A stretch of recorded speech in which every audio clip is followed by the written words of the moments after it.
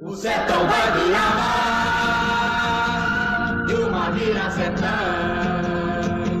O sertão vai virar mar, e o mar vira sertão. Bom, nós vamos abordar um tema que pode parecer muito estranho. É falar sobre o Quilombo de Palmares, que é a luta heróica de Zumbi e seus seguidores, e a autogestão, e, digamos, também a economia solidária. Creio que o que é muito interessante é de ver que a autogestão são lutas e lutas pela emancipação dos povos, dos trabalhadores, e de muitos e muitos anos. Uma luta de séculos, digamos assim. E a economia solidária é algo que nós podemos falar, está colocada mais numa conjuntura mais recente, digamos assim, da década de 80, da década de 90.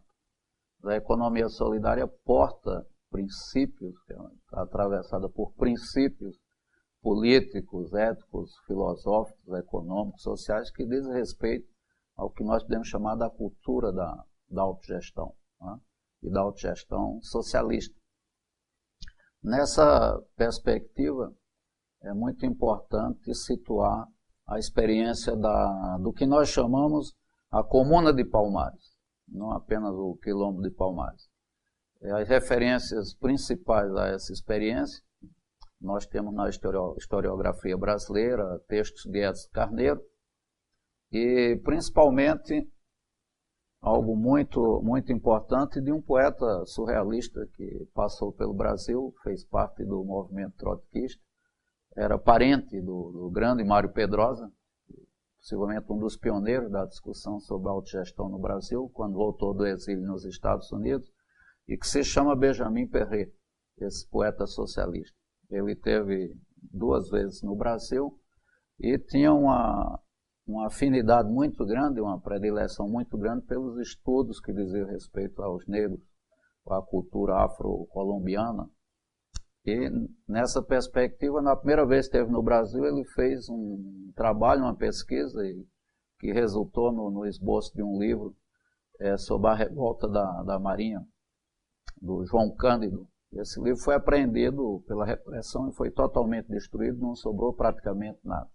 Quando ele volta ao Brasil pela segunda vez, ele vai então se dedicar a estudar essa experiência de Zumbi, do Quilombo de Palmares. E ele volta à França e publica um livro que sintomaticamente é chamado da Comuna dos Palmares, né? Aqui no Brasil foi traduzido como o Quilombo dos Palmares, mas aqui eu tenho aqui a edição francesa, se chama exatamente a Comuna dos Palmares. É uma história que nós conhecemos relativamente bem no Brasil. O Zumbi faz parte de toda uma luta do povo brasileiro.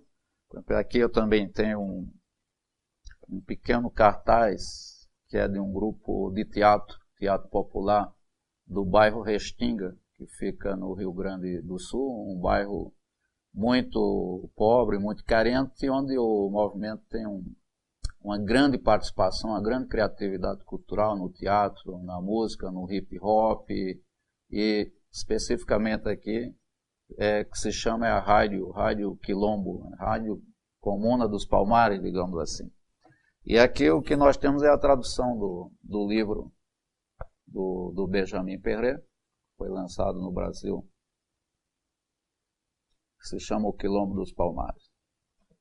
Bom, nós não vamos ter tempo para nos dedicar a falar do Benjamin Perret, mas basicamente o que nós vamos falar está em torno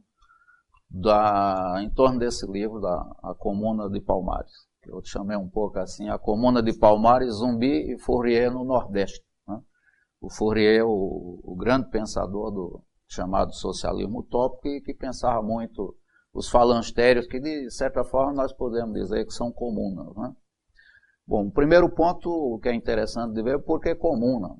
A comuna nós teríamos que fazer toda uma referência às cidades italianas, na época que elas vão surgindo e que eram comunas no norte da Itália e que eram dirigidas pelos próprios cidadãos. Ainda era uma luta contra o sistema feudal e surgindo a cidadania, o modo de produção capitalista, e muito ligada à democracia que começava, digamos assim, a existir nessas cidades do norte da Itália. Isso é algo que vai ficar em todo o movimento social e político da Europa.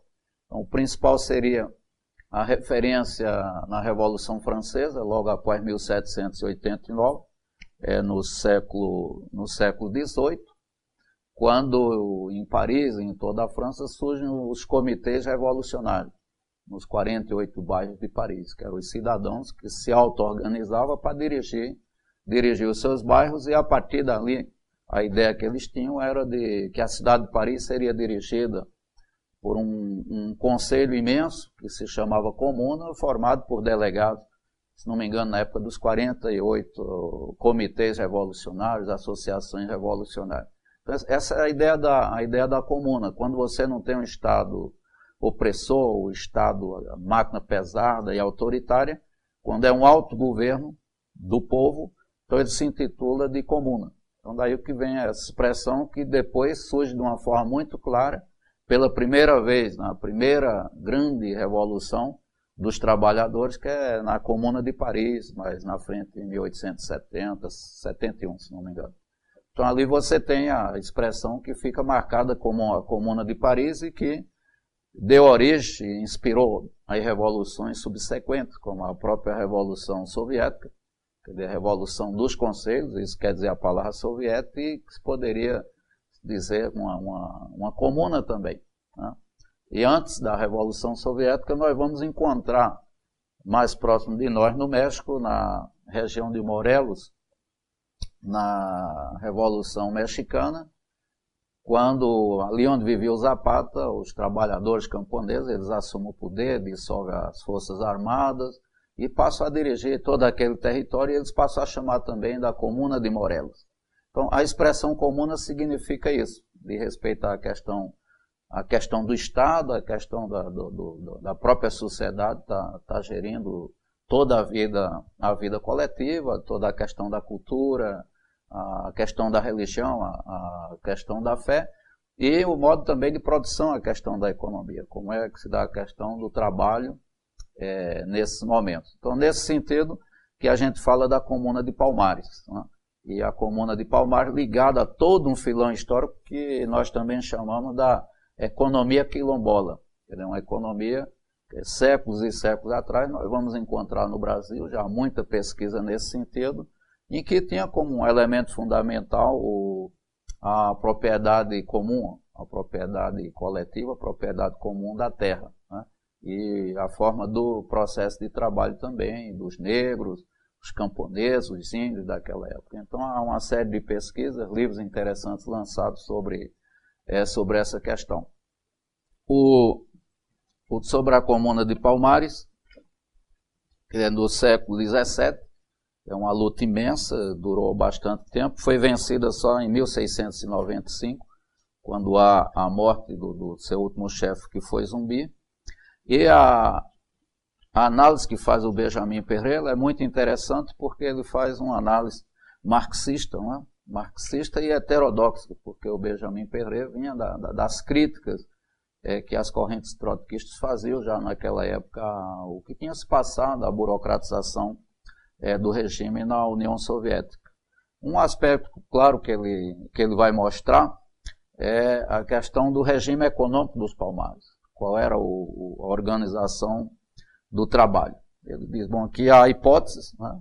Com tanto tempo é difícil de ter documentos que falem muita coisa, mas a partir das análises pode-se fazer algumas hipóteses que são fundamentais, né? E o que ele coloca claramente nesse sentido da propriedade coletiva, não só do solo, a propriedade coletiva da terra, mas também a propriedade coletiva de todos os outros recursos que os negros tinham, os quilombolas tinham naquela época em Palmares, né?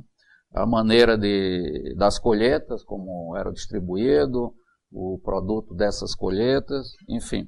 E diante de um quadro de penúria muito grande, quando os brancos estavam sempre aniquilando, tentando aniquilar pela fome, a combatividade dos lutadores daquela época.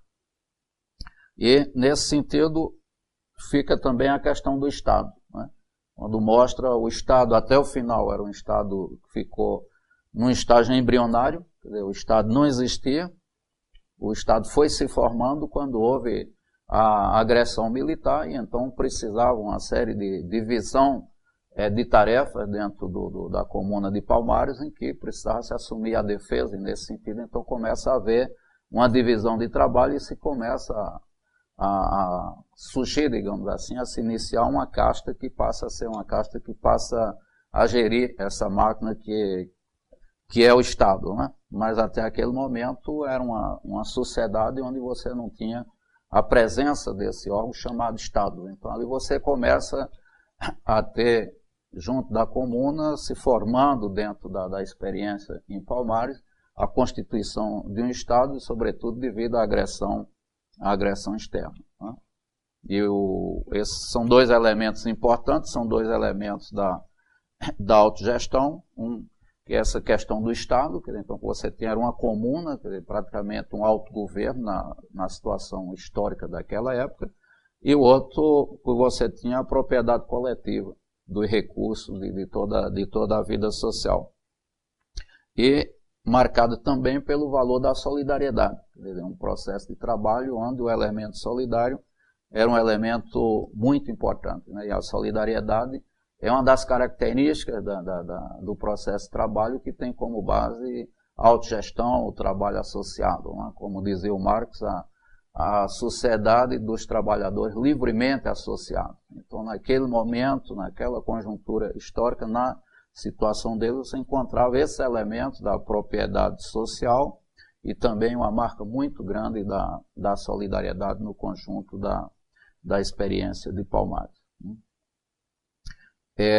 O Benjamin vai fazer uma série de analogias entre a experiência da Comuna dos Palmares e outras experiências de luta e de organização ou auto-organização do movimento social dos oprimidos, né? Ele faz referências explícitas ao Phalanstère de Fourier, onde um dos elementos fundamentais era exatamente a questão da organização do processo de trabalho e a relação de campo com cidade ou de indústria com a agricultura, né? E também faz alguma referência à revolta de Espartaco, né? A revolta dos escravos romanos, e nesse sentido, digamos que ele faz relações que são fundamentais para você analisar a experiência da Comuna de Palmares dentro de uma onda de longa duração, né? Colocá-la dentro de um filão de lutas dos povos pela sua auto-emancipação, isso em momentos diversos da história da humanidade, né? Então, a Comuna de Palmares, ela trazia em si uma incompatibilidade com toda forma de governo, toda forma de Estado que apresente, digamos, algo como uma autoridade regular de dominação. Quer dizer, repartição igualitária dos recursos, comunhão de uma parte dos bens que eram produzidos e sem grandes diferenciações sociais, né? A gente poderia dizer, ele fala de se inspirando numa fórmula utópica de Saint-Simon, que depois é retomada por Karl Marx. O Perret afirma que o regime que existia no interior de Palmares seria a administração dos bens que o governo sobre as pessoas, né? É uma velha expressão que surge também da comuna de Paris. E ele se pergunta o que era Palmares. Alguns milhares de negros que tinham fugido das fazendas e se refugiavam em um massivo coberto de florestas onde predominavam as palmeiras. Daí o nome da Comuna de Palmares. E também aqui entra todo um elemento do meio ambiente, toda uma questão ecológica, toda uma preocupação com o que diz respeito à natureza, né? Ele também afirma que é bem possível que as origens da comunidade quilombola foram marcadas por uma anarquia primitiva, né? Que pouco a pouco foi tomando formas de um governo rudimentar para aquela época. Essa é uma expressão do pesquisador Edson Carneiro, né? o novo estado de coisas formado pela comunidade quilombola, onde pode-se observar uma ausência total de dominação. Era inevitável que uma liberdade total reinava, mais ainda, acompanhada de uma generosidade fraternal, sustentada pela consciência de um perigo comum. Né? Então, isso são palavras do Edson Carneiro, que é um dos grandes pesquisadores das lutas dos negros no Brasil, e onde ele coloca exatamente isso, né? A presumir que até as primeiras expedições holandesas, nenhuma forma de Estado existia em Palmares. Daí o sentido que a gente dá à expressão de Comuna de Palmares, retomando essa forma de organização, como Marx dizia em relação à Comuna de Paris, finalmente a forma encontrada para a emancipação política e econômica dos trabalhadores. Nós vamos encontrar os que fazem o prefácio do livro, como o Roberto Ponge, o Mário Maestro, que fazem também uma relação dessa experiência da Comuna de Palmares com a Revolução dirigida por Toussaint Louverture no Haiti, praticamente no mesmo período.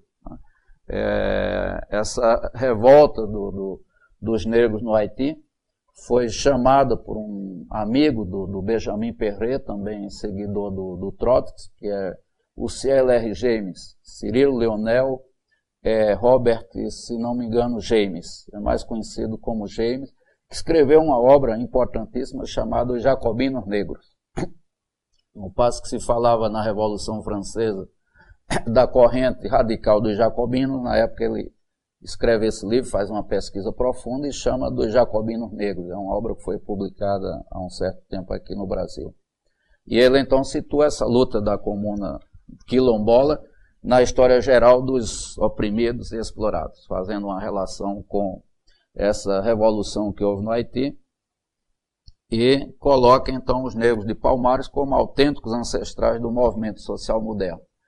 Faz uma ligação da comuna de Palmares, vamos chamar o que seria a comuna do Haiti, faz referência lá atrás à revolta de Espartacus, né, que depois Espartacus vai ser o nome dado por Rosa Luxemburgo e seus seguidores, a Liga Espartacus, que tinha uma proposta também de uma sociedade autogestionária na Revolução na Alemanha em 1919, e faz então a relação aí, claro, com a Comuna de Paris, e daí para diante em tudo que se segue como sendo experiência dos trabalhadores de tentativa, como se dizia antigamente, de assalto aos céus, em instalar um regime socialista com base na autogestão, com a propriedade social dos meios de produção, com a socialização política do poder, substituindo o Estado por um governo que se chama de comuna, que é, na verdade, um autogoverno popular, um autogoverno dos trabalhadores, e um outro processo que é o processo cultural,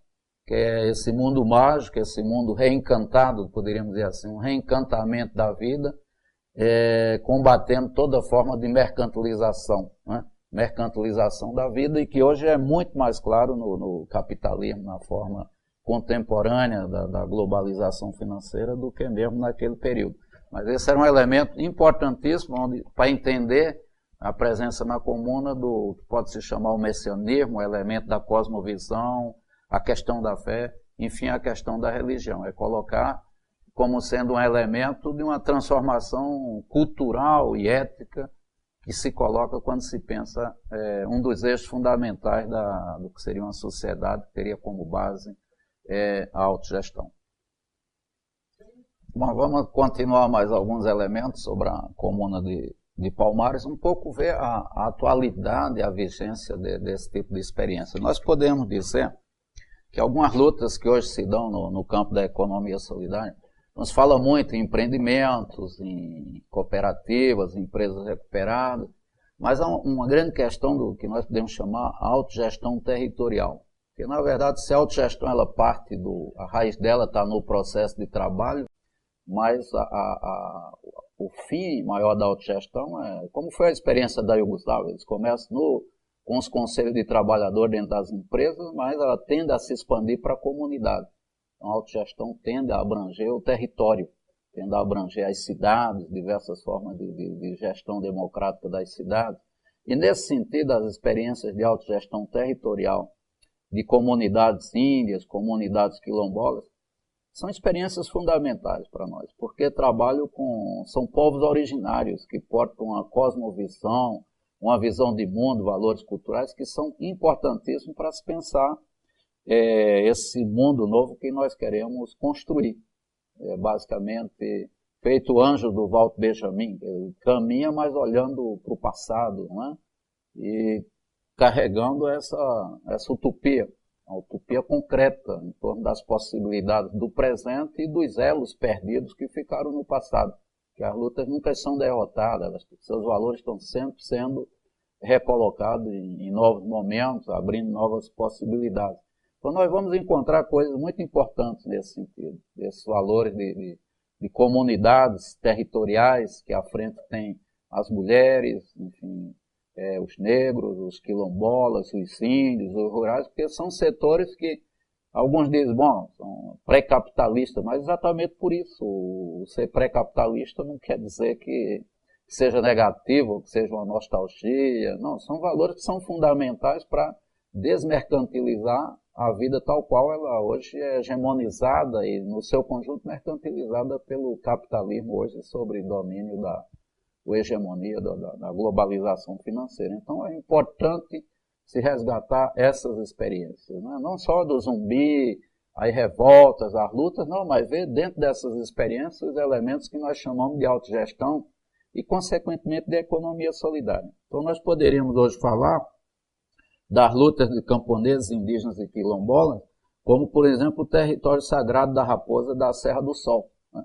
Ali você tem uma experiência recente, estava em disputa toda a questão da terra, e que alguns fazendeiros se instalaram lá, questionando todo aquele território como sendo território de propriedade das 5 nações indígenas que estão lá. E o elemento cultural religioso é um elemento fundamental, onde você tem uma hidrelétrica entrando aí com um projeto enorme, tentando transformar uma queda d'água, uma cachoeira que tem nesse território, em elemento de produção, pensando apenas na questão da economia. Quando aquela cachoeira é onde o Deus dessas nações, dessas etnias indígenas, o Macanoimá, ou Macunaíma, tal qual depois foi estudado e escrito pelo o Mário de Andrade, é lá que esse Deus Macunaíma, que é o criador do universo, ele ia tomar banho todas as tardes. Então esse é um lugar encantado, é uma cachoeira encantada. E essa é uma das agressões maiores daquelas comunidades indígenas, que o capital vai chegando com esses projetos pensando apenas a produtividade, transformar tudo em mercadoria, liquidando valores fundamentais daquelas comunidades. Então são elementos que são importantíssimos. Hoje, nós que estamos lutando em torno da questão da economia solidária, de recuperar experiências desse tipo, né? Da Comuna dos Palmares, e ali nós poderíamos até falar da Comuna da Raposa da Serra do Sol, a maneira como eles dividem o território em 5 regiões, e cada região tem um conselho, e tem um conselho central com delegados índios, os anciãos, dessas comunidades que formam o que a gente poderia dizer a comuna da Raposa da Serra do Sol. Então, para mostrar como esse elemento está presente, e também a agressão, a violência que é feita contra essa comunidade da Raposa da Serra do Sol. Nós podemos ver também, quando falamos da comuna de Palmares, poderíamos falar da comuna de Canudos, né?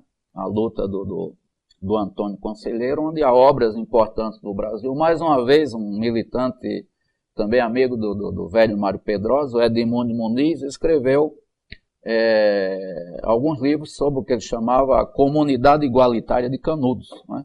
Sobre a figura de Antônio Conselheiro. É o Antônio Conselheiro que vem, o nome Conselheiro, de dar conselhos. É mais ou menos tipo as rodas de conversa do Paulo Freire, de reunir as pessoas e ficar escutando os problemas das pessoas. E era uma pessoa, então, com uma grande sensibilidade, e então ele era seguido, as pessoas em busca dos conselhos do Antônio, digamos assim. E o Edmundo Muniz, ele ressalta muito bem: Canudos é o mais importante movimento camponês no Brasil. Um movimento tão importante como o do Zapata no México, né? E por isso os grandes latifundiários apresentavam Antônio Conselheiro como um fanático, né? E a construção da comunidade igualitária ou da comuna de Canudos é exatamente uma prova de que não era nada disso de um fanático, mas era uma grande liderança comunitária, o Antônio Conselheiro. Nesse sentido, quando se compara com Zapata, também é interessante, como eu falava há pouco, disso se vê a liderança do Zapata e esse elemento que eles construíram lá, que se chamou a Comuna de Morelos, em 1910, 1911, muito antes da experiência da Revolução Soviética, seja em 1905, seja em 1917. E é importante também se dizer como muitos militantes, velhos militantes que foram da Comuna de Paris, participaram da luta dos trabalhadores no México e participaram dessa Revolução Zapatista, trazendo à memória que eles tinham da experiência da Comuna de Paris, onde os trabalhadores foram massacrados e muitos foram expulsos, foram deportados de Paris, deportados da França e terminaram vindo para países como, no caso, o México, onde se publicava jornal socialista, onde se trabalhava muito a experiência da Comuna de Paris.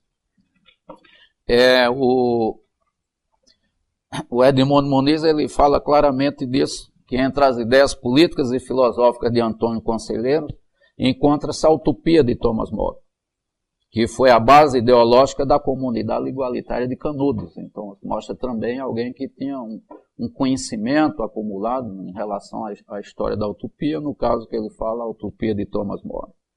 Então, aquilo que se dizia o fanático, o insano, o acelerado, cede lugar para quê? Para uma nova visão, que era um guia e conselheiro, que tinha muita convicção e consciência do seu papel histórico. Lutou pela abolição dos escravos, pela extinção do latifúndio, e por uma organização socialista semelhante à de Fourier, de Cabet e de Owen. Né? Essas são palavras do Edmundo Muniz no trabalho que ele faz sobre a Comuna de Canudos.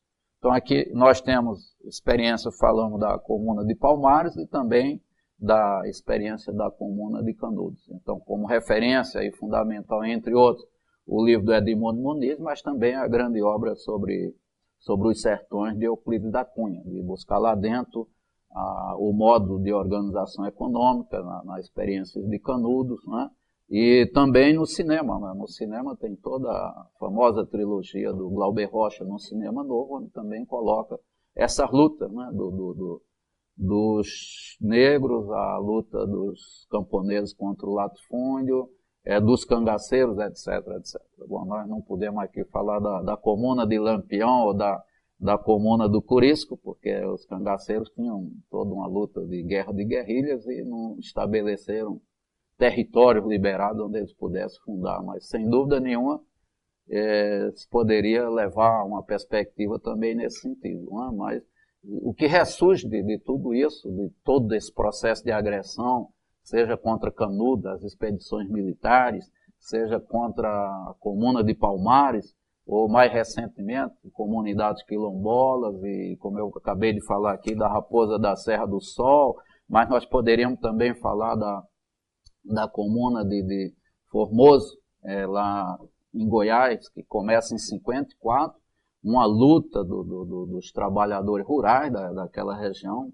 em Goiás, ali perto, no centro-oeste, perto de Brasília, que estava para ser fundada, que tinha à frente uma grande liderança chamada José Porfírio, que foi assassinada pela ditadura militar nos anos 70, e essa gente se organiza e faz uma guerra de guerrilha contra os que entravam lá para tomar essa terra deles. Eles plantavam muito arroz no processo de mutirão, propriedade comum da terra, a forma de se organizar também, com a ajuda que eles tiveram do Partido Comunista Brasileiro, onde tinha uma vereadora, elegeram um prefeito, há pesquisas na Universidade de Goiás sobre isso, e que essa experiência, podemos chamar a Comuna de Formoso, ela dura de 54 a 64. Um aproveitamento das contradições dentro da conjuntura, inauguração de Brasília, que dividiu a classe dominante, um setor que queria invadir e liquidar a experiência de Formoso, tal qual fizeram com Canudos e fizeram com Palmares. E outro setor que achava que não, porque Brasília estava para ser inaugurada, e isso daria uma imagem negativa do Brasil no mundo, e os trabalhadores naquela época, os camponeses, souberam usar muito bem essas contradições, né? E, imediatamente, quando no 1º de abril houve o golpe militar, quando inicia a ditadura militar, uma das primeiras medidas foi invadir aquele território e eliminar toda a experiência que estava sendo desenvolvida, da propriedade comum do solo, de um exercício democrático de poder, de gestão, de solidariedade, de um processo de trabalho com base no mutirão, etc, etc. Então essa é outra experiência também que vale a pena ser falada, é uma experiência bem mais recente, que durou de 54 até 1964, quando há o golpe militar no Brasil. Então, esses elementos são importantes para nós estarmos falando, por fim, de como a atualidade dessas lutas dos índios, dos camponeses, dos quilombolas, é só observar os novos movimentos emancipatórios que estão surgindo mais recentemente na América Latina e na América Central. Nós podemos falar da experiência do Equador, dos índios, da Bolívia, podemos falar, no outro sentido também, do que está ocorrendo na Venezuela, onde são esses novos sujeitos que estão levando adiante processos que são revolucionários, estão levando à refundação do Estado, como ocorreu na Bolívia, como também ocorreu na Venezuela, no Equador, e junto com outros sujeitos, como a velha classe operária, digamos assim, e o elemento da cultura se torna um elemento fundamental, essa cosmovisão. Nós podemos, por fim, para finalizar, remarcar a retomada do zapatismo, mostrando como as ideias não se perdem, a retomada do zapatismo, em janeiro de 94, quando eles fazem um levantamento na região de Chiapas, no México, né, e se colocando abertamente em antagonismo com todo o sistema neoliberal que estava sendo implementado no México a partir dos acordos com os Estados Unidos. E essa luta é uma luta onde você encontra esses valores milenários, conhecimentos e saberes que são milenários.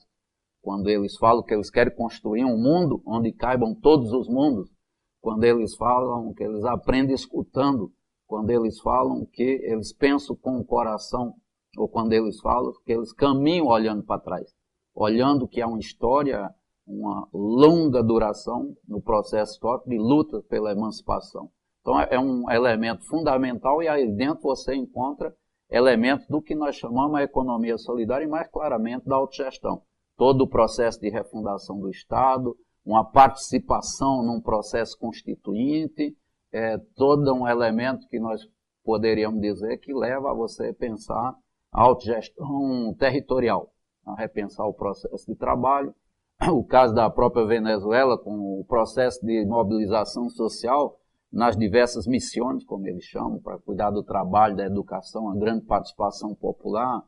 O caso da Bolívia, que coloca esse processo de refundação do Estado e coloca também a economia solidária como um elemento estratégico para pensar a nação, para desenvolver uma nação incompleta, para refundar o Estado, o caso também do Equador. E, de certa forma, nós poderíamos fazer algumas conexões com coisas ainda muito embrionárias que estão ocorrendo no Brasil, no campo da economia solidária, mas ampliando para essas experiências de lutas dos quilombolas, de lutas dos índios, de luta das mulheres, coisas que colocam claramente a questão da autogestão territorial. Bom, espero, com esse espaço de tempo, ter colocado ou ter dado uma ideia da importância e da atualidade dessas experiências. Não é? Há um trabalho recente de uns escritores que publicaram na Argentina, alguns cadernos de uma editora chamada Ferramenta, e onde eles fazem um encontro muito interessante entre o Walter Benjamin, que estaria com Adorno e com Bakhtin na região de Chiapas, discutindo com os índios, né?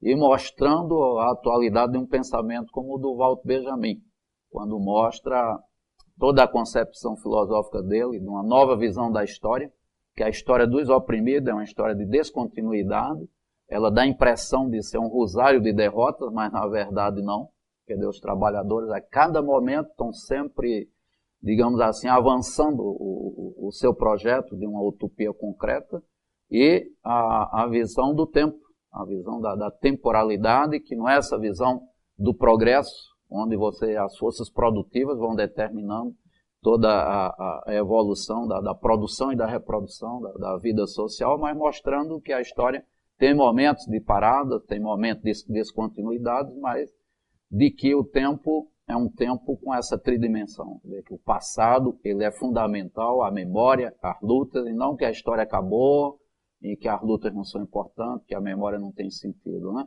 Então é importante essa coisa surrealista, que é bem característica do que era a visão de mundo do Benjamin Perret, que era um poeta surrealista, toda essa visão desses escritores argentinos que pensam a reunião dos índios, do neozapatismo, como eles chamam, lá nas serras de Chiapas, com o Walter Benjamin, com Adorno e com o Bakhtin. O Adorno por algumas razões e o Bakhtin por toda a questão do riso, a questão do carnaval, a questão da alegria, a questão de reencantamento da vida. Então mostra como nós podemos, dentro de uma visão marxista aberta e heterodoxa, articulando e interagindo com outras visões de mundo, recompor, digamos assim, uma imagem dialética que incorpore essas lutas todas, essas lutas de séculos passados, Canudos, a Comuna de Palmares, as lutas no Haiti, lá atrás Espartacus, Rosa Luxemburgo, que chamava a sua liga de Liga Espartacus, né? A essas experiências mais recentes que estão ocorrendo aqui na América Latina e Central, construindo o que o Boaventura Santos chama no seu último livro, Epistemologia do Sul. Quer dizer, os novos paradigmas de pensar um mundo que tenha como base a autogestão, o socialismo, o contemporâneo, que um novo mundo é possível, esses saberes estão sendo construídos aqui no sul do mundo, digamos assim, né? Então, eu acabo aqui nessa perspectiva de que o esgotamento de uma série de modelos a partir do Estado, a partir da propriedade privada, recolocou já há um longo tempo para nós a perspectiva dessa retomada do socialismo com base na autogestão e pensando os elementos contemporâneos, pensando como a tecnologia social, como a informática e todo esse mundo aí da revolução industrial mais recente pode contribuir no exercício das formas de democracia. Isso aí o subcomandante Marcos deixa claro muito isso, o uso da internet, etc, etc. Que a tecnologia é uma discussão fundamental e estratégica quando você pensa as formas de autogestão, seja o processo de trabalho, seja também a gestão democrática do que pode ser um governo dos cidadãos, né? Uma nova governabilidade que na nossa tradição histórica aqui nós estamos chamando da comuna. Né? Okay. O sertão vai virar